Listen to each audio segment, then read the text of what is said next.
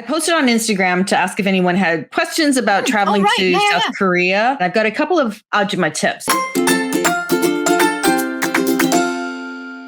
I'm not a South Korea expert by any means. That was my first trip, but I've been to like 20 countries. I've traveled a lot internationally, and I'm of a certain age now. There's certain things I need. So, okay, how did I get show tickets? Well, this was a little complicated. I knew where So In-guk's musical Monte Cristo was playing. It was at the Chungmu Performing Arts Center. So there were ticketing links there to 2 different services. So I had to sign up beforehand, and I can't remember who I got it with. But I registered beforehand, and I think both of them I used Chrome so that it would translate the page into English for me. And then I had to book really fast because it was opening on the night I was planning to leave Korea. And so, so I just went through this other service. I will find it for you and I'll put it in the comments later. And it was really easy. And the great thing was they have a really good refund policy. So I had to change the date when I found out which performance So In-guk was actually going to be appearing, like what night he was appearing. And you could totally refund your ticket. I got all my money back and then just bought another ticket for the right night. So that was confusing because the ticketing site did not have the schedule. I had to find another site that had the schedule, and then it was all in Korean. So I had a friend who's Korean American translate it for me. You guys, it was a little complicated. It's not as bad as trying to get K-pop tickets. Like, I know K-pop fans have crazy systems for doing that, but you can also go to, I think, Trazy, Trazy, or Klook, Klook, and those are ticketing services. They will get you everything from your transportation from the airport to day tours. And they also have show tickets. So you can buy through them and in your currency with your local credit card. So you don't need a local phone number. Maps, apps, and phones. Okay, so Kim H had asked about which map apps to have. So Google Maps does not work. It'll come up on your phone, but it's not comprehensive. There's reasons why that have to do with North Korea and the information that Google makes public. So you need Kakao Maps and Naver Maps, and you need both of them. It can get a little complicated sometimes. You might want to check them out before you go. I would say exactly, Gina. So sometimes, for instance, if you are looking for some place to eat and you want sundubu, you want tofu soup. If you put tofu soup or even sundubu spelled out Romanized, you're not going to get very many restaurants. You need to go to Papago, translate it into Hangul, and then put copy that and paste the Hangul into Kakao Maps. And then you will find all the restaurants near you serving sundubu. That's why it can get a little complicated. I have friends who are there traveling, and like he had Kakao Maps and she had Naver Maps, and between the two of them, they could find out where they were going. Do you need another phone? No. So what you should do is check with your current carrier and see if because it turned out I have T-Mobile. It turned out my plan included global data. It was very slow, but I didn't have to pay extra. Like I already had it wrapped up into my plan. I didn't even realize it. Check how much it is for a data plan. You might want an international plan. It's usually good for 30 days. It could be like $25, $30. It's worth it. It'll be faster. There is a lot of public Wi-Fi in Korea, but sometimes you have to sign up and then you need to give your email address and then you have to confirm it and blah, blah, blah. It's too much. If your phone is unlocked, then you can get an eSIM, an app. I think Nomad is a popular one, or Airalo.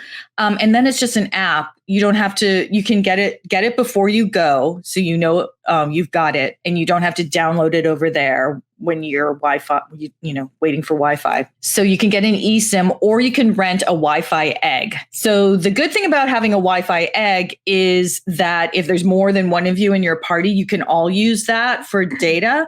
The problem is that it's another device you have to carry with you, and it's another device you have to charge. It's convenient in that you can pick it up from the airport, but you also have to drop it off at the airport. And that's just kind of a pain when you're dealing with luggage and stuff. So if your phone is unlocked, definitely go with an eSIM, but sometimes it's worth it just to get the international data plan from your existing carrier. You can also rent a phone there, but I would not do that. Just use the phone you've got because you're going to need all these apps on it. Cash, T-Money, and credit cards. A lot of people say you don't need to bring cash because you can just use your credit card there for everything, or your T-Money card, which is your transit card, which I'll explain in a second. But the thing is, I had a friend who went over, actually he was in Japan, and guess what? His debit card, his ATM card didn't work and he had no cash on him. So if you can, I would suggest that you exchange 100 USD before you go into Korean won so that you've got cash on you. For instance, when you get a T-Money card, that's what you're going to use on the bus and the subway. You can also use to pay for it in convenience stores.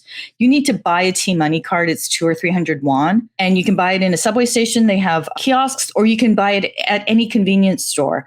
The problem is to load the T-Money card, you can only load it with cash.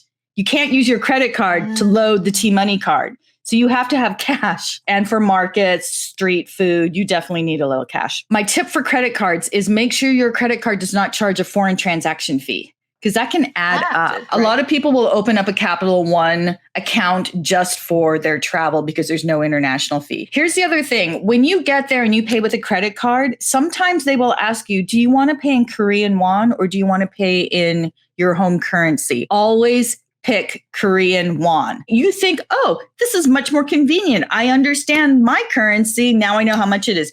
Don't select it, because the bank of the merchant that you're going with, they're going to charge you a fee. The exchange rate will be much higher. If you keep it in Korean won, then it's your bank will give you the best exchange rate and there's no additional fees. So you think it's convenient. It's not. Always take South Korean won. That's a big tip. That's a really good one. I like that. Yeah. Yeah. Because you could pay a lot more and not know it. Yes. Hidden bank fees. Big surprise. Right? Actually, American Express worked in Korea. Oddly enough. They don't have Apple Pay because everything's cacao. Like cacao is the dominant force in that country. Yeah. You guys, Instagram, TikTok, YouTube, these search bars are insane. Like we went to Korea, but we also went to Japan. So we were gone for like a really long time. I was like, how are we getting from the airport? I'm going to use Tracy or Klook to like pre-buy bus tickets to get from the airport. I was able to find a video that walked through the area because there's like 3 sets of kiosks where you can check in. And these are the ones if you have Klook. It was just like, it was ridiculous. So any question you have, like look it up on YouTube or look it up on Instagram or TikTok, because someone will have made a video answering your specific question. It's crazy. My other tip was our friend, Jang from Hyena. Remember she had the strap with her phone? That's what I used in Korea. It was the best thing because I didn't have to take my phone in and out of my pocket because I was constantly taking pictures. And this one has a pocket so I could put my T-Money card in here and then like scan it at the train station. Ooh, but yeah, I like that. There's no pickpocketing in Korea, really. There's really not. Like apparently you can leave your phone on a coffee. Like if you're in a coffee shop, you can leave your phone on the table to save your spot and no one will steal it. What is that? What is that? Madness. But I always have this on me, so because constantly taking photos. Excellent. And then my big final tip, you guys. I was so happy when I discovered this one. At the end of your trip, if you are flying out of Incheon Airport, you can check your bags and go through immigration in Seoul Station, the main train station in Seoul. Ooh. You don't have to lug all your shit to the airport. So you need to check in at least 2 hours in advance, which is perfect if you're like let's say your flight's not till 10 o'clock at night, but you have to check out of the hotel at noon. Go to Seoul Station, tell the taxi driver RX, which is the back of Seoul Station, and then you go downstairs and like all of the major airlines are there, Korean Air, Asiana, and you're going to buy your train ticket first because they need to know that you're actually getting on the train. It's like, I don't know, $12 or something. And then you check in at, Korean Air, Asiana, or Peach Air Aviation, and you give them your bags